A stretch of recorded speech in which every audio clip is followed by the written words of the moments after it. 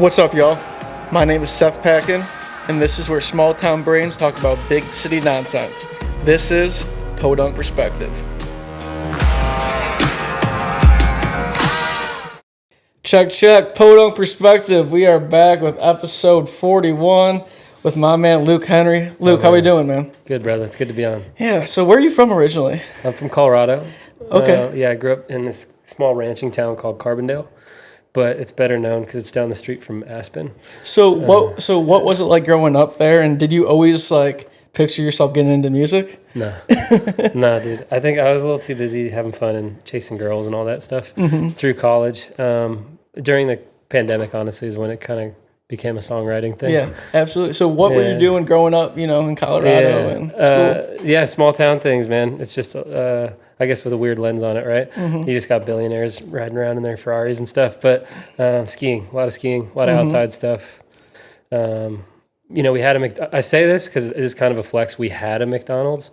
We don't have any fast food or anything. Everything gets chased out, and you got Dior and Gucci and all that stuff. So it's a bit of a trip in that sense. But I'm still best friends with 20 of the guys from back there. So absolutely. That is a blessing. What college did you go to? I went to Boulder. Okay, how was that? What was that experience like? Again, I went for the academics, but when we were there, it was one of the bigger party schools at the time, 2013 or so. So had a bit of fun. Yeah. Made a lot of good friends there. And again, no music. Yeah. It's just... So transition into COVID, were you in college when that happened? Or? No, so I'd graduated. I'd been abroad for a few years, came back. But COVID, I was back in Aspen, actually. Dang. Thankfully. Yeah. I had time in my life during COVID. I don't know if you can really say that, but... What'd you do? My buddies all moved back from the city, and they were just living with their folks, and I was living in town, and just... we all, isolated together. And we had the outdoors. None of the tourists were there for a while.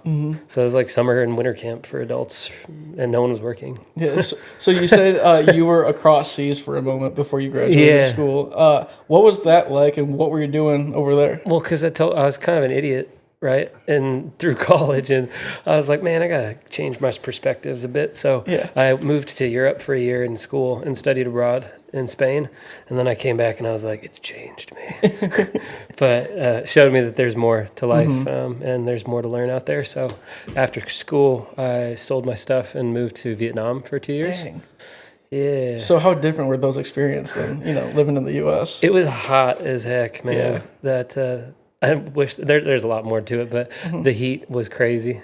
Living here in the summers, it feels very much at home, right, as it was when I was over there. But it was great. Food's great. People are great. Culture. I was an English teacher for 2 years. Dang. And got to travel all of Southeast Asia. And again, I think there was a crappy guitar with a lifted bridge that I'd been given, and I kind of plucked around a little bit on it. But for the most part, it was just exploring. So what was it like teaching English, to people that don't know English? Well, it's talk about imposter syndrome, right? Right. I have it with everything, as everyone does, but as a teacher especially, I got all the way up to the point where I was asked to speak at a college linguistics course, hundreds of people, and I'm a 23-year-old kid, and they're like, he's just a tall white guy, let's get him up there. I just had to do an online certificate. That's funny. It was a trip. It was a good experience, though, and like I said, the Vietnamese are just the most lovely, welcoming people. Right. And So, what was your favorite, maybe dishes over there that you got to try and stuff like that? Yeah. What's it called? Oh, come on, I gotta remember it. No, I'm not gonna be able to do it. I'll do some other ones. Yeah, dude, the pho is ridiculous. My favorite thing is, I thought everyone's like, pho is a dinner thing. It's a breakfast thing. You wake up in the morning because it's hot as hell there, so. Before it's a bajillion degrees, get your breakfast soup. It's amazing. I don't know. Yeah, it warms you up for the morning. It's kind of like a coffee, but soup. Dude, the coffee there, I kind of attribute it to why I can't drink caffeine anymore. It's like rocket fuel. Yeah, it just lights you up. It lights you up, and it's not even the caffeine. It's they leave 2 inches of this condensed milk, and then they pour the coffee on top of it, an iced one, and they just mix it up and. You're pretty zooted. Right. Yeah. Well, it's funny, too, because, we put a bunch of preservatives in our stuff, So it's you go over there, and that's straight from the plant or wherever it's coming from, Dude, it was crazy, too, because I didn't cook a meal while I was over there. It's cheap, right? And you eat out. I moved over there at, 200 pounds I moved home at 160 and I was eating. I'm a big eater. Yeah. It's just healthier. Like you said, there's no processed Yeah. junk in there, I guess. Yeah. So what was that, or when was that moment in COVID when you were like, okay, I'm picking up music, or why, you know? Yeah. At this point, I'd written a few songs and I was kind of jumping ahead a little bit, but like, you know, there'd been a guitar laying around. I'd learned a G, C, and a D and just started putting words to things. Right. And then a guy I went to college with moved to Aspen, and my buddy, I'll shout him out, my buddy Niall, he's the first person that was like, if I could do what you can do. Right. Because I would like get drunk and sing and karaoke. He's like, if I could do what you can do, I'd do it all the time. Yeah. So our buddy Mitch moves to town, and he's like, you got to connect with him again. And we reconnected, and he's this crazy guitar player. And so he would just play riffs, and I would write to him. And then soon enough, we have a little mini catalog. Yeah. Get the attention of this producer, start working together. And so I'm not playing anything. I'm just writing the words at this point. Who are like some of your like musical influences, maybe, that you would say kind of influence what you do? Dude, I think it was more on the performative side at this point. I grew up doing musical theater, so I knew about the singing side of things that I enjoyed. But, you know, the showman initially, right? Like Freddie Mercury, Billy Joel, Elton John, Bruce Springsteen. Yeah. And that was more so, I think, just from a performative standpoint. And then when I actually got into music, that I started building like my taste in music later on, honestly. Yeah. You know, like nowadays, if you ask me, it's flipping Waylon Jennings and Merle Haggard and Bob Dylan and stuff like that. But that was not the case. That's so cool. Once upon a time. Yeah, dude. So what is your favorite show you've played out, you know? And, you know, maybe tell us about your first show you've ever played and what that looked like. Back when I was still drinking and having a good time and not having to play the instrument, I would get drunk and take my shirt off and jump into the crowd. Very different energy than the music I make now. But yeah, we played this dive bar. You can't really call it a dive bar in Aspen, but my buddy had us open up for him in this little venue. And we packed in 200 or 300 people, and we only sung like 4 or 5 songs, but we were flying.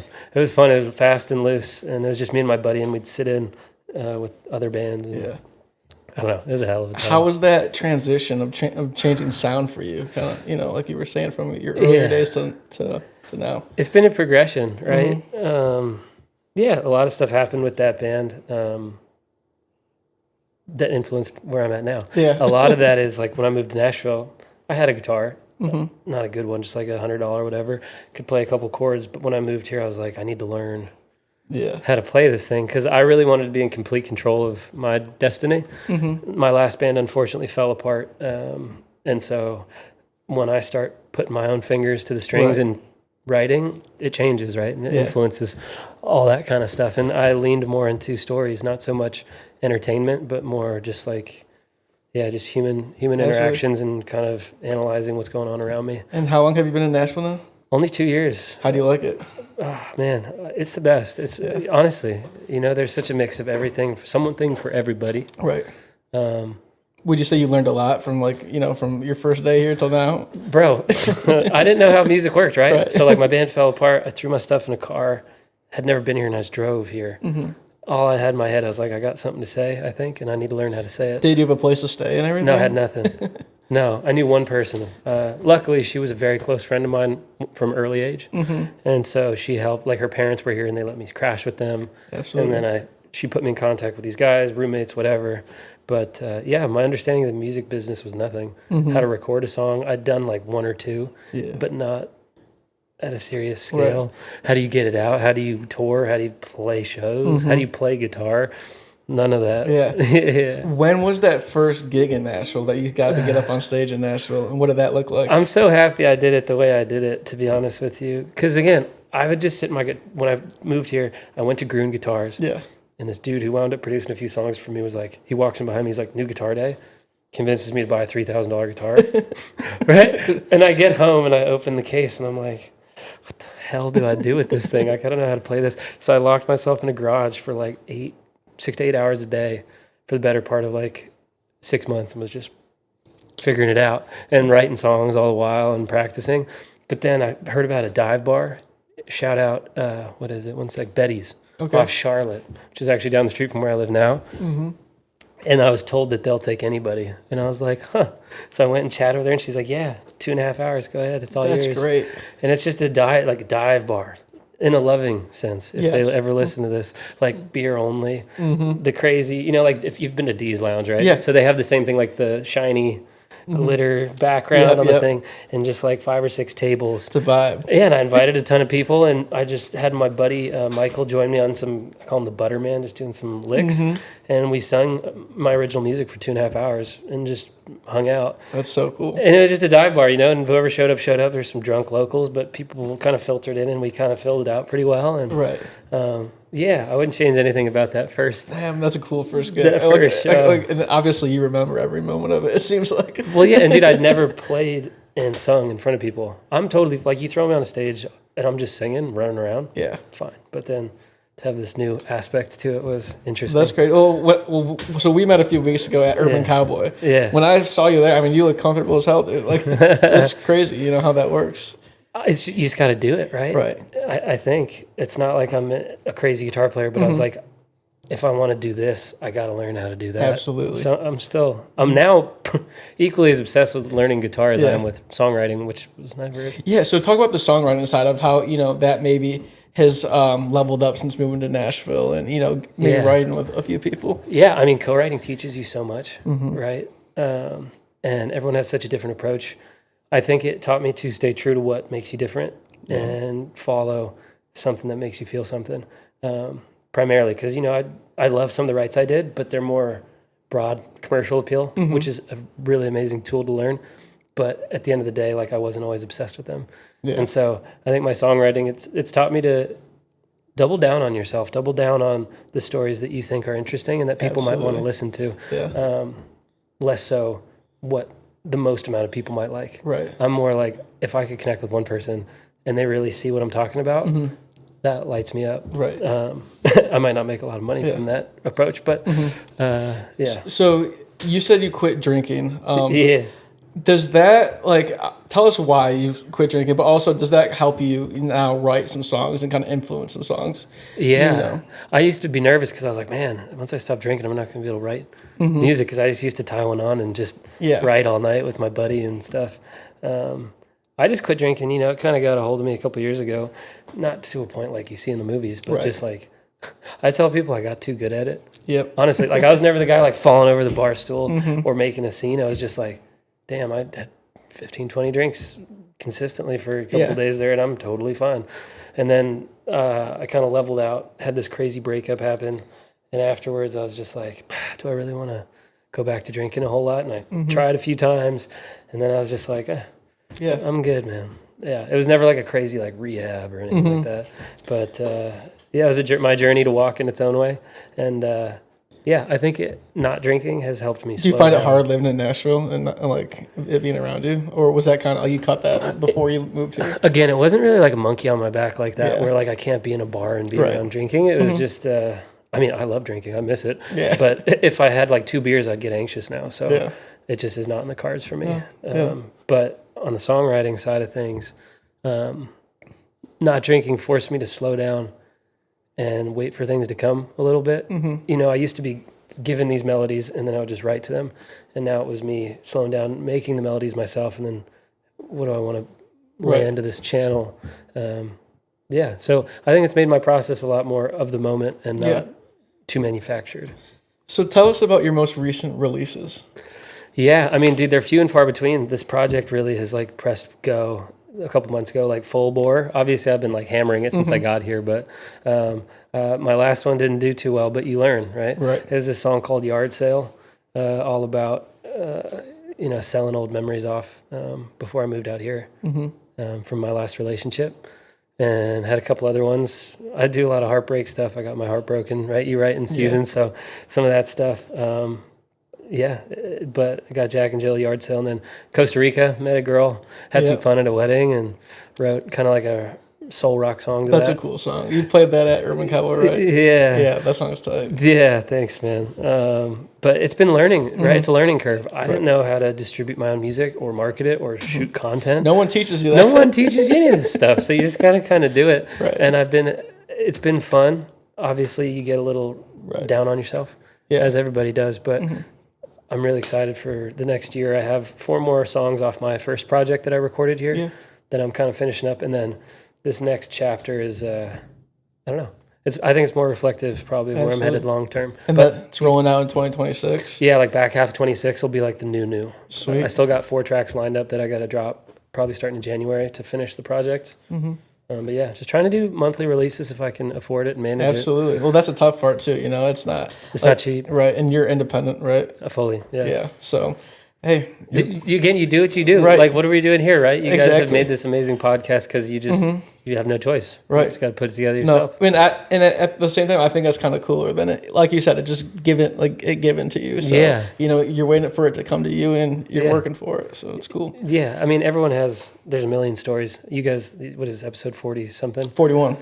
You've heard 40 other stories. No story is going to be the same. Right. But I think that's what makes Nashville special and gives me hope for music in the long term. Absolutely. Even given all the AI and crazy stuff, you know, it's like you got 40 other people that are chasing their dream and they're getting there somehow. Right. So for people that are maybe just finding out who Luke Henry is and stuff, tell them like what they can expect when listening to your music and, you know, the music you're putting out, you know? Yeah. You know, the first project, and like I said, those next 4 songs, it's there's some more crowd pleaser stuff coming, some more pop anthem-y stuff that doesn't necessarily resonate anymore, but it's some good music coming, more stuff that you can bop in the car and drive around with your friends, and you're not going to be cranking my songs at a club, I'll put it that way. Absolutely. Right? Kind of what I shoot for now is connection, man. I guess as an example, I played a show with Eli Young Band a couple months ago, and I don't know, dude, just sharing a room with like 500 people, and it was just me and my guitar and my harmonicas, and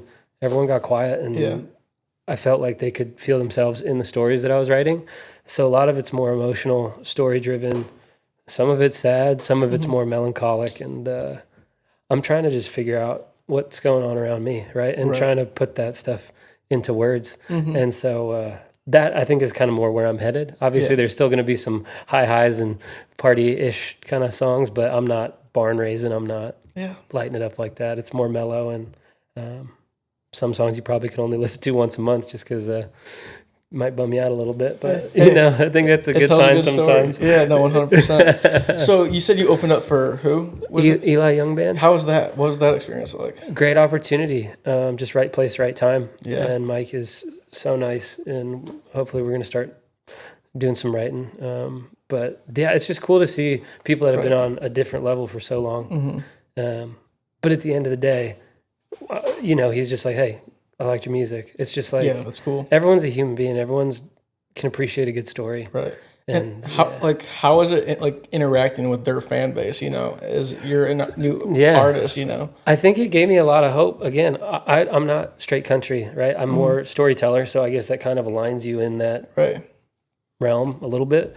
But everyone, dude, especially now, if you can connect with folks and you don't sound like screeching tires, it's not going to be too hard to find people that enjoy that, at least at some level. Right. And so their fans came for a good time, but then they took a moment to appreciate just good some more intimate, good music. Yeah. And then they're like, hell yeah, let's drink some beers and get the big stuff going afterwards, you know?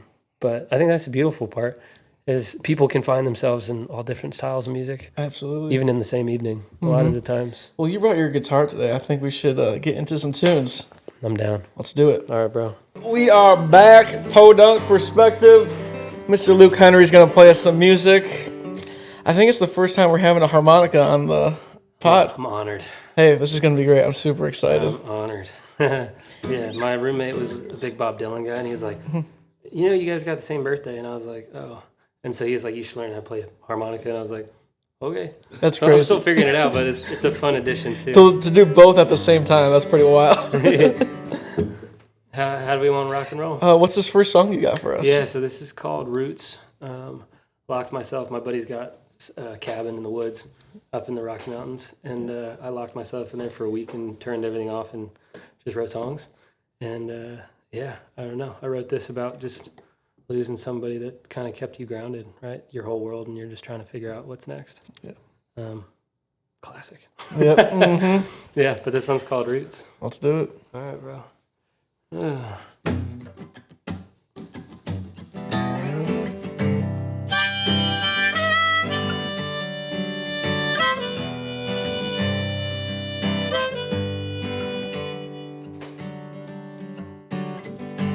I need some explanation before I go insane. You're halfway to Chattanooga. I'm still wondering what changed it.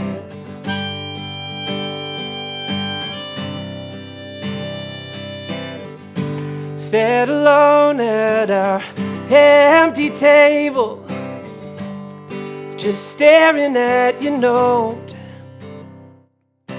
10 good years gone up in flames. A single page is all you wrote. You were the roots I needed, gave me my reason why. With you gone, my heart's in pieces. What's the point of breathing when I don't want to try?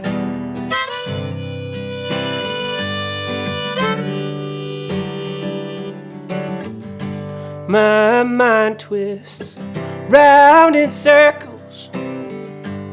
I want to burn the whole world down. Why'd you leave me hanging to a thread in this lonely, broken town? You were the roots I needed, gave me my reason why. With you gone, my heart's in pieces. What's the point of breathing when I don't want to try?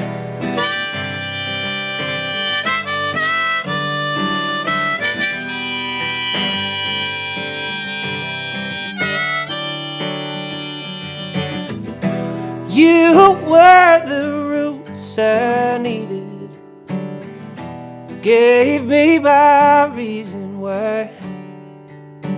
With you gone, my heart's in pieces.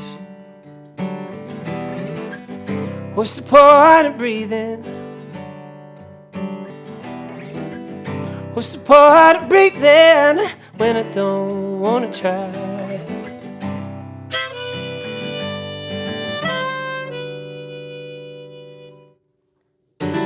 Hell yeah, man. Mm-hmm. Dude, you have a killer voice. Thanks, seriously. Bro. I appreciate it. So, I guess, how long did it take you to develop that sound and that voice, Dude, I think that's, I don't know. It's a blessing, obviously, right? Yeah. From a young age, I did, musical theater, not by choice. My mom kind of forced me to do it. She was an actress. But I liked the singing part. Yeah. And it slowly kind of developed through that initially.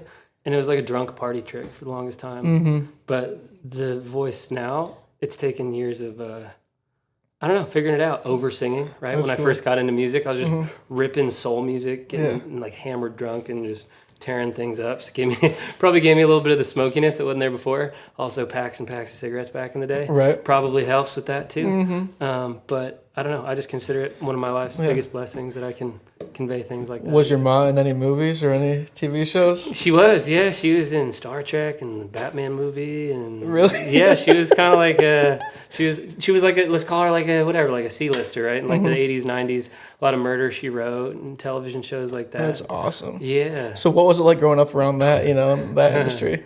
So I wish I could say I grew up around it, but or thankfully maybe I didn't. Yeah. My mom and my family moved out to Colorado when I was 6. Okay, cool. Because she was kind of done chasing things. Mm-hmm. Her big claim to fame is she was the last person cut from Friends back in '93 when they were casting it.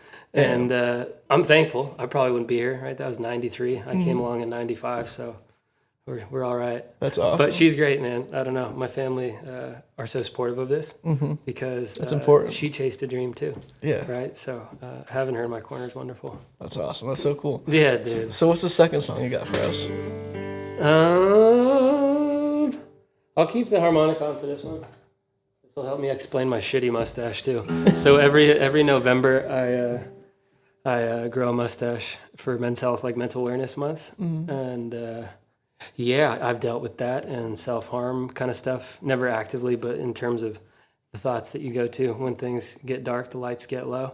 Lost one of my best friends to that struggle a couple months ago, and didn't really process it. God, it's already been like half a year. It's crazy, but didn't really process it until I wrote this song. And I don't know what I was thinking about, but it's just talking to God or whoever's up there listening. And I've never written a song like it before, so I figured I'd sing it. Absolutely. It's called Light Weaver. And I wrote it in like 5 minutes. It's just one of those things, dude. I was in that cabin, right? And just started crying. And it was more like just like chatting. And then I just started writing about what I was saying. And this is that one. Absolutely. But I'm looking forward to cutting this mustache off soon.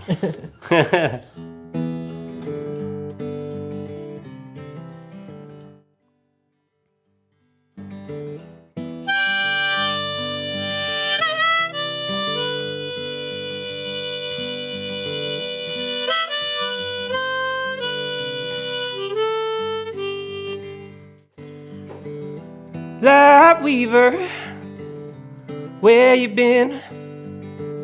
My best pal's dead, and it don't make sense. Light Weaver, please part the skies and prove there's a better place we go when we die.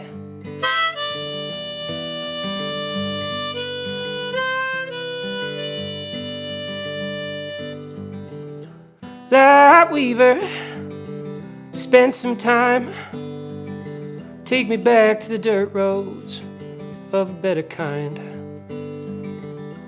Light Weaver, show me the world and take me to a place where my soul won't hurt.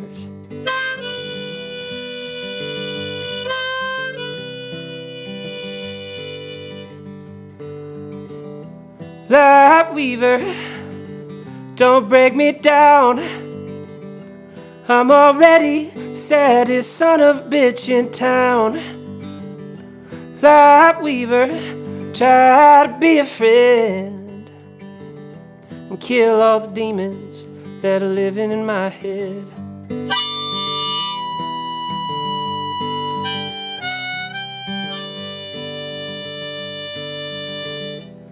Light Weaver, paint me a sign, teach me how to live a life that's better than mine.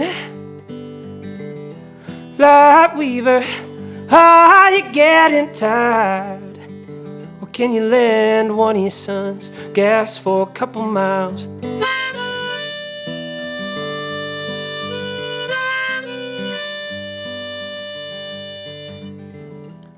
Light Weaver, where you been? My best pal's dead, and it don't make sense. Light Weaver, please part the skies and prove there's a better place we go when we die. And prove there's a better place we go when we die. Damn, man, what a song. Thanks. Seriously. Thanks. Yeah. Appreciate it. It's one that's gonna touch a lot of people, obviously. I don't know. It's like I said, man. It's just it helps me feel seen, and if it can make anybody else out there feel just a little bit of visibility out there, I don't know, man. It's yeah. Absolutely. So you got one or two more for us, dude? I got whatever. I could play a happy song, play a sad song. I can. Yeah. 6:36. Cool. Chilling. Yeah, let's do two then. Let's rip it. All right, bro. What's one that people love? It's like the happy ones aren't the ones that I always am like, hell yeah, but I'm gonna write. But I'll sing a happy one. What the Costa Rica one? Yeah, bro. You liked Costa Rica? Yeah. All right, let's do that. Yeah, so I met this beautiful woman at a wedding in Costa Rica.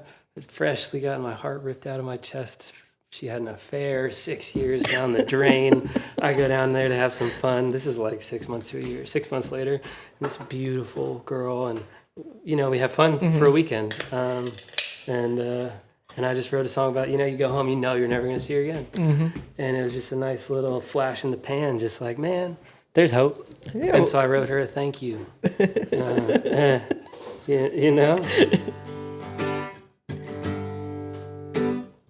Why do I meet the ones I need most on a weekend away? So I know it can't work, but knowing that they're out there just drives me insane.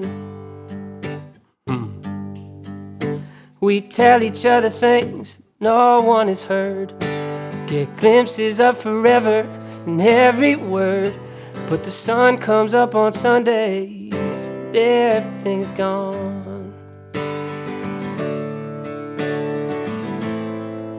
And I try to let it go in the aisle seat of the airplane back home. Wish I was in Costa Rica, take me back to where I'd meet you, holding to the moment when I kissed you in the sand.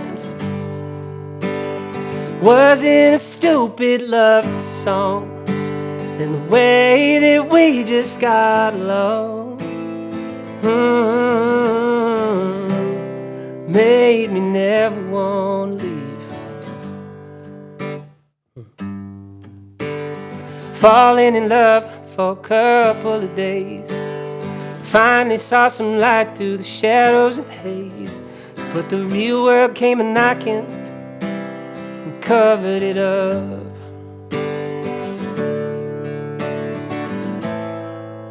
Now I really need to know if you felt the same, or if I was just a ghost. Wish I was in Costa Rica, take me back to where I'd meet you, holding to the moment when I kissed you in the sand. Wasn't a stupid love song, and the way that we just got along made me never want to leave. And I want you to know that what you gave me wasn't love, but it was close. I'll find you on another beach soon. Wish I was in Costa Rica, take me back to where I'd meet you, holding to the moment when I kissed you in the sand. Wasn't a stupid love song, and the way that we just got along made me never want to leave. Let's go. Have you talked to her since? She follows me. She's like, it was all so great. Yeah. There's kind of like a funny part of that story too, where so like she goes home and a couple months later she has a baby, or not a baby, she's pregnant, and everyone's like, "Oh, it's your baby." I know. She's like, "Oh, it's your baby," and I was just like, there's like a running joke, but I was like, it's definitely not my baby, I promise. But yeah, that was just kind of part of the lore of the song too. Mm-hmm. And then it was crazy. She got married. I swear to God, she got married the day the song came out. Wow, honest, that's on my crazy. Life, right? The day she got married, so she'd already had her kid, whatever, and then like a year and a half later, her and her husband choose a day to get married. Dang. The day the song drops. Does she know the song's about her? Yeah, I told her. Yeah. I'm not like that guy that's just like, man. I'm like, cool. I think it's cool. Like, it was just you had to figure it out for herself, or that'd be cool. Yeah, some like that'd be like a TikTok thing, like some TikTok mystery solved. Mm-hmm. Right. Yeah, but no, yeah, that was a fun one. What's the fourth one you're gonna play? The last one. Oh, all right, let's keep it happy, right? If you're happy, and clap your hands. Oh, dude, it's so funny. I gotta like rack my brain for a happy one. Whatever. Let's do. All right. Yeah, why not? This is my family. My dad's side's from a podunk town in northern Maine called Skowhegan, and I was like, man, that's got to go in a song, right? And I just figured, I was like, what if you picked up your life to save a relationship and you moved into the boonies, and then she ditches you and that would suck. So, yeah, let's see if I remember how to play this one. This is called Skowhegan. This one's coming out next year at some point. Should be great. Hopefully. Should be fun. I tried to take you out to Maine, hopes of healing all your pains. Instead, you just left me to die. Now I fall into my knees, praying someone rescues me. There ain't a soul inside. Well, how about it, me oh my? Said you'd stay, it was just a lie. Now I'm in Skowhegan alone. Summer days were oh so sweet, the only happy one was me. Stuck here at Skowhegan alone. These days I try to focus on the things you didn't steal, like drinking too much whiskey and ignoring how I feel. I need something to hold on to. I might just slip away from knowing in my bones that I'll never see your face. Well, how about it, me oh my? Said you'd stay, it was just a lie. Now I'm in Skowhegan alone. Summer days were all so sweet, the only happy one was me. Stuck here at Skowhegan alone. East Coast winters didn't seem so bad. Then you left me, never looking back. The house is going up for sale. Spent the last 6 nights in jail, heading west as fast as I can. Well, how about it, me oh my? Said you'd stay, it was just a lie. Now I'm in Skowhegan alone. Summer days were oh so sweet, only happy one was me. Stuck here in Skowhegan alone. Hell yeah, man. That's a fun one. That's Skowhegan. Shout out Skowhegan. Shout out I love Skowhegan. y'all. People haven't forgot about you, I promise. Absolutely. Bringing it back. Well, Luke, man, it's been a pleasure. Thanks for coming on. Dude, this is a blessing, man. So pleased to be on the podcast, and y'all are doing something great here. So absolutely happy to be a piece of the puzzle. Go check out Luke Henry on all platforms: Apple, Spotify, Instagram, TikTok, you name it. They want you to go check them out. Luke, got anything for them before we sign out? No, anyone of y'all that I find is a blessing, man. What's Honestly. your at? What's your my at? Oh, we want to do that kind of stuff. Yeah, at Luke Henry Music everywhere. You'll find me. Look for my ugly mug, and yeah, you'll find some of the good stuff. Well, dude, thank you for coming on. I appreciate it. Dude, of course. This has been a blast. Podunk Perspective out. Bye, y'all. Thank y'all for tuning in to Podunk Perspective. We drop new episodes every Monday. Till next time.